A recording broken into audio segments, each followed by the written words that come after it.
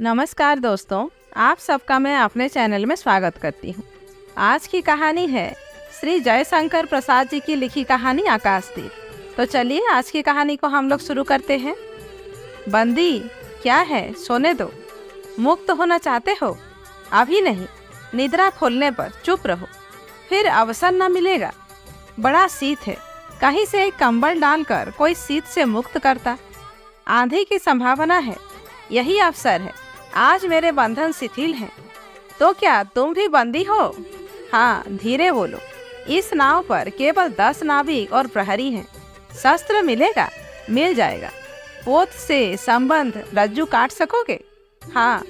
समुद्र में हिलोरें उठने लगी। दोनों बंदी आपस में टकराने लगे।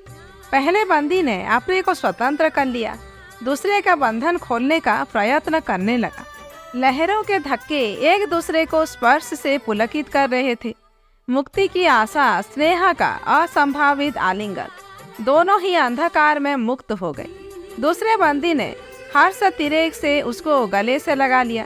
सहसा उस बंदी ने कहा, यह क्या, तुम स्त्री हो?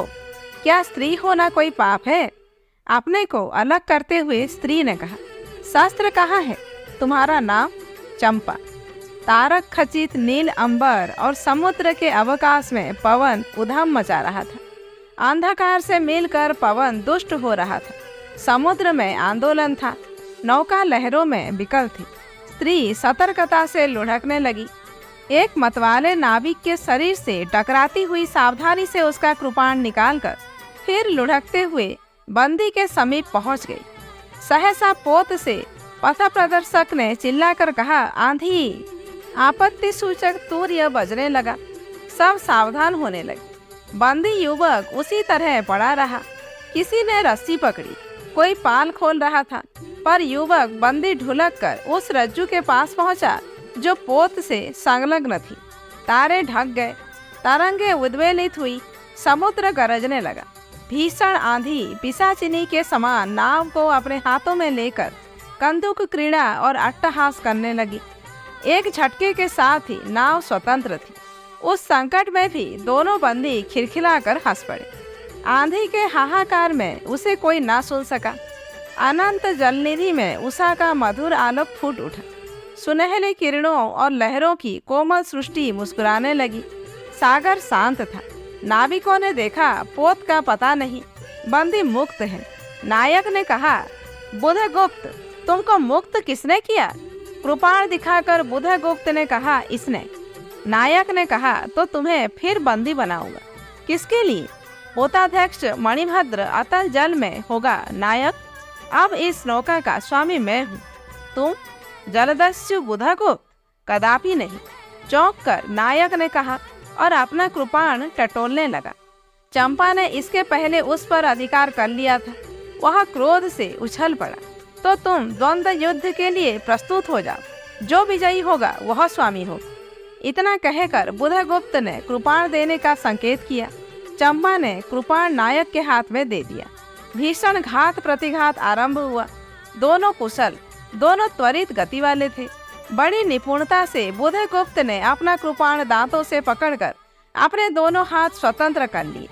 चंपा भय और विस्मय से देखने लगी।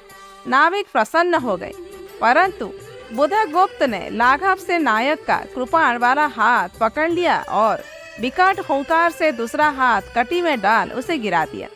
दूसरे ही क्षण प्रभात के किरणों में बुधगुप्त की विजयी कृपाण हाथों में चमक उठा।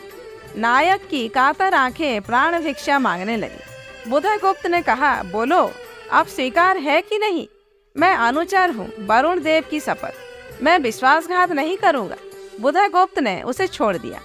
चंपा ने युवक जलदस्यु के समीप आकर उसके क्षतों को अपनी स्निग्ध दृष्टि और कोमल करों से वेदना विहीन कर दिया। बुधगुप्त के सुगठित शरीर पर रक्त बिंदु विजय तिलक कर रहे थे। विश्राम लेकर बुधगुप्त ने पूछा, हम लोग कहाँ होंगे?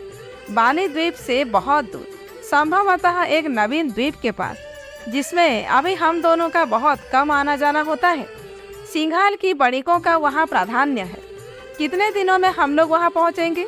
अनुकूल पवन मिलने पर 2 दिन में। तब तक के लिए खाद्य का अभाव न होगा। सहसा नायक ने नाविकों को डांड लगाने की आज्ञा दी और स्वयं पतवार पकड़कर बैठ गया। बुधगुप्त के पूछने पर उसने कहा, यहाँ एक जलमग्न शैलखंड है, सावधान ना रहने से नाव टकराने का भय है। तुम्हें इन लोगों ने बंदी क्यों बनाया? बणिक मणिभद्र की पाप वासना ने। तुम्हारा घर कहाँ है? जाह्नवी के तट पर, चंपा नगरी की एक क्षत्रिय बालिका हूँ। पिता इसी मणिभद्र के यहाँ प्रहरी का काम करते थे। माता का देहावसान हो जाने पर मैं भी पिता के साथ नाव पर ही रहने लगी।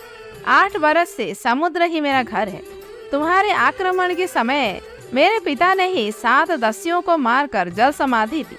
1 मास हुआ मैं इस नील नभ के नीचे नील जल निधि के ऊपर एक भयानक अनंतता में निस्सहाय हूँ, अनाथ हूँ। मणिभद्र ने मुझसे एक दिन घृणित प्रस्ताव किया। मैंने उसे गालियाँ सुनाई।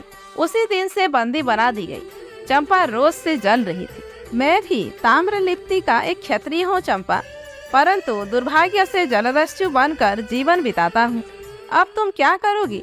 मैं अपने अदृष्ट को अनिर्दिष्ट ही रहने दूंगी, वह जहाँ ले जाए। चंपा की आंखें निस्सीम प्रदेश में निरुद्देश्य थी। किसी आकांक्षा के लाल झोरे न थे। धवल अपांगों में बालकों के सदृश विश्वास था। हत्या व्यवसायी दस्यु भी उसे देखकर कांप गया। उसके मन में एक संभ्रमपूर्ण श्रद्धा यौवन की पहली लहरों को जगाने लगी। समुद्र वक्ष पर विलंबमयी राग रजित संध्या थिरकने लगी। चंपा के असंयत कुंतल उसकी पीठ पर बिखरे थे। दुर्दांत दस्यु ने देखा अपनी महिमा में अलौकिक एक तरुण बालिका। वह विस्मय से अपने हृदय को टटोलने लगा। उसे एक नई वस्तु का पता चला, वह थी कोमलता। उसी समय नायक ने कहा, हम लोग द्वीप के पास पहुंच गए। बेला से नाव टकराई। चंपा निर्भीकता से कूद पड़ी। माझी भी उतरे। बुधगुप्त ने कहा, जब इसका कोई नाम नहीं है तो हम लोग इसे चंपा द्वीप कहेंगे। चंपा हंस पड़ी।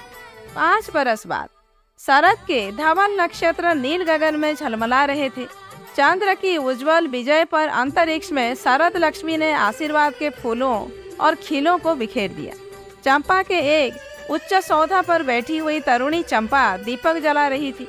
बड़े यत्न से अभ्रक की मंजूषा में दीप धरकर उसने अपनी सुकुमार उंगलियों से डोरी खींची।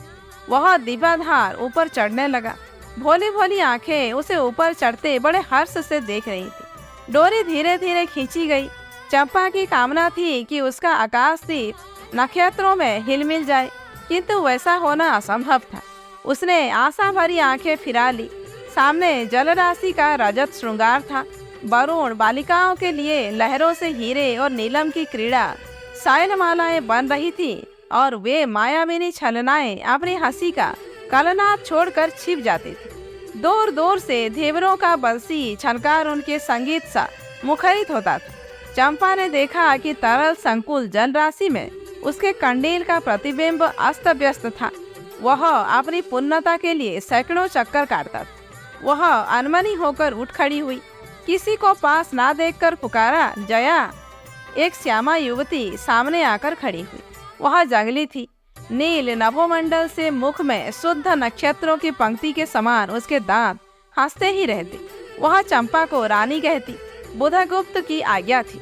महानाविक कब तक आवेंगे? बाहर पूछो तो, चंपा ने कहा। जया चली गई। दूरागत पवन चंपा के अचल में विश्राम लेना चाहता था। उसके हृदय में गुदगुदी हो रही थी। आज न जाने क्यों वह बेसुध थी।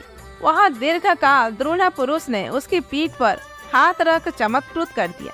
उसने फिर कर कहा, बुधगुप्त, बावली हो क्या? यहाँ बैठी हुई अभी तक दीप जला रही हो? तुम्हें यह काम करना है? क्षीरा निधि साई अनंत की प्रसन्नता के लिए क्या दासियों से आकाश दीप जलवाऊं? हंसी आती है। तुम किसको दीप जलाकर पद दिखलाना चाहती हो? उसको जिसको तुमने भगवान मान लिया है। हाँ, वह भी कभी भटकते हैं, भूलते हैं। नहीं तो बुधगुप्त को इतना ऐश्वर्य क्यों देते? तो बुरा क्या हुआ? इस द्वीप की अधिश्री चंपा रानी, मुझे इस बंदी गृह से मुक्त करो। अब तो बाली, जावा और सुमात्रा का वाणिज्य केवल तुम्हारे ही अधिकार में है महानाविक।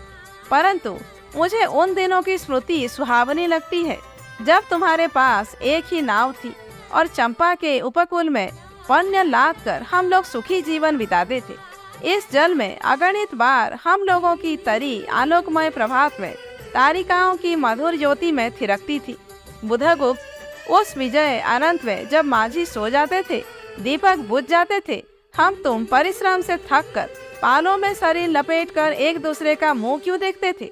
वह नक्षत्रों की मधुर छाया।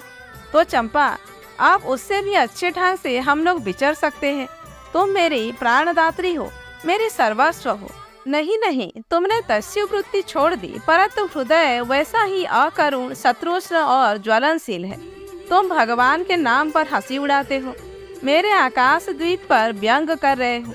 नाविक, उस प्रचंड आंधी में प्रकाश की एक एक किरण के लिए हम लोग कितने व्याकुल थे। मुझे स्मरण है, जब मैं छोटी थी, मेरे पिता नौकरी पर समुद्र में जाते थे। मेरी माता मिट्टी का दीपक बांस की पिटारी में भागीरथी के तट पर बांस के साथ ऊंचे टांग देती थी। उस समय वह प्रार्थना करती, भगवान, मेरे पथभ्रष्ट नाविक को अंधकार में ठीक पथ पर ले चलना। और जब मेरे पिता वर्षों पर लौटते तो कहते, साध्वी, तेरी प्रार्थना से भगवान ने संकटों में मेरी रक्षा की है। वह गद्द हो जाती। मेरी माँ, आह नाविक, यह उसी की पुण्य स्मृति है। मेरे पिता, वीर पिता की मृत्यु के निष्ठुर कारण जलदस्यु। हट जाओ। सहसा चंपा का मुख क्रोध से भीषण होकर रंग बदलने लगा। महानाविक ने कभी यह रूप ना देखा था। वह ठठाकर हंस पड़ा। यह क्या चंपा, तुम अस्वस्थ हो जाओगी, सो रहो, कहता हुआ चला गया। चंपा मुट्ठी बांधे उन्मादिनी सी घूमती रही। निर्जल समुद्र के उपकूल में बेला से टकराकर लहरें बिखर जाती थी। पश्चिम का पथिक थक गया था, उसका मुख पीला पड़ गया। अपने शांत गंभीर हलचल में जलनिधि विचार में निमग्न था। वह जैसे प्रकाश की उन्मिलिन किरणों से विरक्त था। चंपा और जया धीरे धीरे उस तट पर आकर खड़ी हो गई। तरंग से उठते हुए पवन ने उनके बसन को अस्त व्यस्त कर दिया। जया के संकेत से एक छोटी सी नौका आई। दोनों के उस पर बैठते ही नाविक उतर गया। जया नाव खेने लगी। चंपा मुग्ध सी समुद्र के उदास वातावरण में अपने को मिश्रित कर देना चाहती थी। इतना जल, इतनी शीतलता, हृदय की प्यास ना बुझी? पी सकूंगी? नहीं तो जैसे बेला में चोट खाकर सिंधु चिल्ला उठता है, उसी के समान रोदन करूं, या जलते हुए स्वर्ण गोलक सदृश अनंत जल में डूबकर बुझ जाऊं? चंपा को देखते देखते पीड़ा और ज्वलन से आरक्त बिंब धीरे धीरे सिंधु में चौथाई आधा फिर संपूर्ण विलीन हो गया। एक दीर्घ निश्वास लेकर चंपा ने मुंह फेर लिया। देखा तो महानाविक का वज्रा उसके पास है। बुधगुप्त ने झुककर हाथ बढ़ाया। चंपा उसके सहारे वज्रे पर चढ़ गई। दोनों पास पास बैठ गए। इतनी छोटी नाव पर इतना घूमना ठीक नहीं। पास ही वह जलमग्न शैलखंड है, कहीं नाव टकरा जाती या ऊपर चढ़ जाती चंपा तो अच्छा होता। बुधगुप्त, जल में बंदी होना कठोर प्राचीरों से तो अच्छा है। आह चंपा, तुम कितनी निर्दय हो। बुधगुप्त को आज्ञा देकर देखो तो वो क्या नहीं कर सकता। जो तुम्हारे लिए नए द्वीप की सृष्टि कर सकता है, नई प्रजा खोज सकता है, नए राज्य बना सकता है, उसकी परीक्षा लेकर देखो तो। कहो चंपा, वह कृपाण से अपना हृदय पिंड निकाल अपने हाथों अतल जल में विसर्जन कर दे। महानाविक, जिसके नाम से बाली, जावा और चंपा का आकाश गूंजता था, पवन थर्राता था, घुटनों के बल चंपा के सामने छलछलाई आंखों से बैठ। सामने शैल माता की चोटी पर हरियाली में विस्तृत जल देश में नील पिंगल संध्या, प्रकृति की सहृदय कल्पना, विश्राम की शीतल छाया, स्वप्न लोक का सृजन करने लगी। उस मोहिनी के रहस्यपूर्ण नील जल में, उस मोहिनी के रहस्यपूर्ण नील जाल का कुहक स्फुट हो उठा। जैसे मदिरा से सारा अंतरिक्ष सिक्त हो गया। सृष्टि नील कमलों से भर उठी। उस सौरभ से पागल चंपा ने बुधगुप्त के दोनों हाथ पकड़ लिए। वहाँ एक आलिंगन हुआ, जैसे क्षितिज में आकाश और सिंधु का। किंतु उस परिरंभ में सहसा चैतन्य होकर चंपा ने अपनी कंचुकी से एक कृपाण निकाल लिया। बुधगुप्त, आज मैं अपने प्रतिशोध का कृपाण अतल जल में डुबो देती हूँ। हृदय से छल किया, बार बार धोखा दिया। चमक कर वह कृपाण समुद्र का हृदय बेतता हुआ विलीन हो गया। तो आज से मैं विश्वास करूं, क्षमा कर दिया गया? आश्चर्यचकित कंपित कंठ से महानाविक ने पूछा। विश्वास? कदापि नहीं बुधगुप्त। जब मैं अपने हृदय पर विश्वास नहीं कर सकी, उसी ने धोखा दिया, तब मैं कैसे कहूँ मैं तुम्हें घृणा करती हूँ, फिर भी तुम्हारे लिए मर सकती हूँ। अंधेर है जलदस्यु, तुम्हें प्यार करती हूँ। चंपा रो पड़ी। वह स्वप्नों की रंगीन संध्या तम से अधिक आंखें बंद करने लगी थी। दीर्घ निश्वास लेकर महानाविक ने कहा, इस जीवन की पुण्यतम घड़ी की स्मृति में एक प्रकाश गृह बनाऊंगा चंपा। चंपा, यही उस पहाड़ी पर संभव है कि मेरे जीवन की धुंधली संध्या उससे आलोकपूर्ण हो जाए। चंपा के दूसरे भाग में एक मनोरम शैलमाला थी। वह बहुत दूर तक सिंधु जल में निमग्न थी। सागर का चंचल जल उस पर उछलता हुआ उसे छिपाए था। आज उसी शैलमाला पर चंपा के आदि निवासियों का समारोह था। उन सबों ने चंपा को वनदेवी सा सजाया था। ताम्र लिपि के बहुत से सैनिक नाविकों की श्रेणी में वन कुसुम विभूषिता चंपा शिविका रूढ़ होकर जा रही। शयन के एक ऊंचे शिखर पर चंपा के नाविकों को सावधान करने के लिए सुदृढ़ दीप स्तंभ बनवाया गया था। आज उसी का महोत्सव है। बुधगुप्त स्तंभ के द्वार पर खड़ा था। शिविका से सहायता देकर चंपा को उसने उतारा। दोनों ने भीतर पदार्पण किया था कि बांसुरी और ढोल बजने लगे। पंक्तियों में कुसुम भूषण से सजी बनमालाएं फूल उछालती हुई नाचने लगी। दीप स्तंभ के ऊपरी खिड़की से यह देखती हुई चंपा ने जया से पूछा, यह क्या है जया? इतनी बालिकाएं कहाँ से बटोर लाई? आज रानी का ब्याह है ना? कहकर जया ने हंस लिया। बुधगुप्त विस्तृत जलनिधि की ओर देख रहा था। उसे झकझोर कर चंपा ने पूछा, क्या यह सच है? यदि तुम्हारी इच्छा हो तो यह सच भी हो सकता है चंपा। कितने वर्षों से मैं ज्वालामुखी को अपनी छाती में दबाई हूँ। चुप रहो महानाविक। क्या मुझे निस्सहाय और कंगाल जानकर तुमने आज सब प्रतिशोध लेना चाहा? मैं तुम्हारे पिता का घातक नहीं हूँ चंपा। वह एक दूसरे दस्यु के शस्त्र से मरे। यदि मैं इसका विश्वास कर सकती बुधगुप्त, वह दिन कितना सुंदर होता, वह क्षण कितना स्पृहणीय। आह, तुम इस निष्ठुरता में भी कितने महान हो। जया नीचे चली गई थी। स्तंभ के संकीर्ण प्रकोष्ठ में बुधगुप्त और चंपा एकांत में एक दूसरे के सामने बैठे थे। बुधगुप्त ने चंपा के पैर पकड़ लिए। उच्छ्वसित शब्दों में वह कहने लगा, चंपा, हम लोग जन्मभूमि भारतवर्ष से कितने दूर इन निरीह प्राणियों में इंद्र और शची के समान पूजित है, पर न जाने कौन अभिशाप हम दोनों को अभी तक अलग किए हुए है।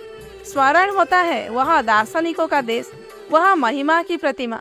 मुझे वह स्मृति नित्य आकर्षित करती है, परंतु मैं क्यों नहीं चाहता जानती हो? इतना महत्व प्राप्त करने पर भी मैं कंगाल हूँ। मेरा पत्थर सा हृदय एक दिन सहसा तुम्हारे स्पर्श से चंद्रकांत मणि की तरह द्रवित हुआ। चंपा, मैं ईश्वर को नहीं मानता, मैं पाप को नहीं जानता, मैं दया को नहीं समझ सकता, मैं उस लोक में विश्वास नहीं करता, पर मुझे अपने हृदय के एक दुर्बल अंश पर श्रद्धा हो चली है। तुम न जाने कैसे एक बहकी हुई तारिका के समान मेरे शून्य हृदय में उदित हो गई हो। आलोक की एक कोमल रेखा इस निबिड़ तम में मुस्कुराने लगी। पशु बल और धन के उपासक के मन में किसी शांत और एकांत कामना की हंसी खिलखिलाने लगी, पर मैं ना हंस सका। चलोगी चंपा? पोत वाहिनी पर असंख्य धनराशि लाद कर राजरानी सी जन्मभूमि के अंक में आज हमारा परिणय हो, कल ही हम लोग भारत के लिए प्रस्थान करें। महानाविक बुधगुप्त की आज्ञा सिंधु की लहरें मानती हैं। वे स्वयं उस पोत पूज्य को दक्षिण पवन के समान भारत में पहुंचा देंगे। आह चंपा, चलो। चंपा ने उसके हाथ पकड़ लिए। किसी आकस्मिक झटके ने एक पल भर के लिए दोनों के अधरों को मिला दिया। सहसा चैतन्य होकर चंपा ने कहा, बुधगुप्त, मेरे लिए सब भूमि मिट्टी है, सब जल तरल है, सब पवन शीतल है। कोई विशेष आकांक्षा हृदय में अग्नि के समान प्रज्वलित नहीं। सब मिलाकर मेरे लिए एक शून्य है। प्रिय नाविक, तुम स्वदेश लौट जाओ विभवों का सुख भोगने के लिए, और मुझे छोड़ दो इन निरीह भोले भाले प्राणियों के दुख की सहानुभूति और सेवा के लिए। तब मैं अवश्य चला जाऊंगा चंपा। यहाँ रहकर मैं अपने हृदय पर अधिकार रख सकूं, इसमें संदेह है। आह, उन लहरों में मेरा विनाश हो जाए। महानाविक के उच्छ्वास में विफलता थी। फिर उसने पूछा, तुम अकेले यहाँ क्या करोगी? पहले विचार था कि कभी कभी इस दीप स्तंभ पर से आलोक जलाकर अपने पिता की समाधि का इस जल से अन्वेषण करूंगी, किंतु देखती हूँ मुझे भी इसी में जलना होगा जैसे आकाशदीप। एक दिन स्वर्ण रहस्य के प्रभात में चंपा ने अपने दीप स्तंभ पर से देखा सामुद्रिक नावों की एक श्रेणी चंपा का उपकूल छोड़कर पश्चिम उत्तर की ओर महाजल व्याल के समान संतरण कर रही है। उसकी आंखों से आंसू बहने लगे। यह कितनी ही शताब्दियों पहले की कथा है। चंपा आजीवन उस दीप स्तंभ में आलोक जलाती रही, किंतु उसके बाद भी बहुत दिन दीप निवासी उस माया ममता और स्नेह सेवा की देवी की समाधि सदृश पूजा करते थे। एक दिन काल के कठोर हाथों ने उसे भी अपनी चंचलता से गिरा दिया। तो दोस्तों, आज की कहानी यहीं पर समाप्त होती है। कहानी कैसी लगी कमेंट करके जरूर बताइए। अच्छी लगी हो तो एक लाइक कीजिए, जानने वालों को शेयर कीजिए और ऐसे ही वीडियोज आगे देखने के लिए मेरे चैनल को सब्सक्राइब करना मत भूलिए।